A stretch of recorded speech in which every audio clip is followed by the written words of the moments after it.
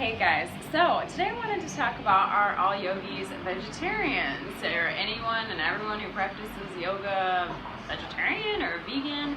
And that answer is no, of course. I mean, there's so many people who are practicing yoga in the world from all over the world, and everyone is welcome to follow their own diet and their own restrictions, or whatever they want to eat, they can eat. However, it's really interesting, and when you take a yoga class, if you have had no meat in your diet, none whatsoever, you can feel how much lighter your body is than maybe the day after you've had a hamburger. Also, it's pretty funny that when you're taking a class in India, if you're struggling through some poses, like especially forward folds or twists, sometimes the teacher will say, you had too much dairy, too much milk, too much cheese, and it's pretty common that they will say that because having lactose and having all that heavy, oily, creamy, rich, either if it's ice cream, cheese, pizza, whatever, it does create kind of bloating, right? And this discomfort in the belly as it tries really hard to digest it. And so it will impact your practice to have dairy, which is not vegan, but it is, vegetarian. It's okay for vegetarians to have dairy. And I really encourage you maybe to try to see what would my practice feel like if I didn't have any dairy for 2 days versus a day that I had a lot of dairy, or what would it feel like if I had a lot of meat one day and then the next day if I didn't.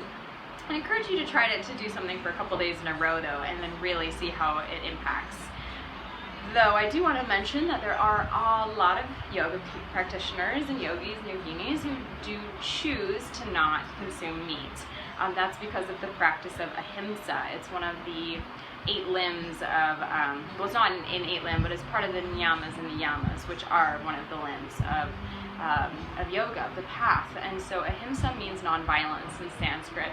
And so a lot of yoga practitioners will believe that consuming meat is an act of violence because something violent has had to happen to a creature so that you can eat it. It had to be killed, which is violence.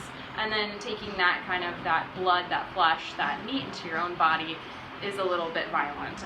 But that's a belief that not every person shares, right? But in the true yogic tradition, and in the yogic tradition that's upheld today by very serious practitioners, generally I would say there are quite a lot that are vegetarian or vegan.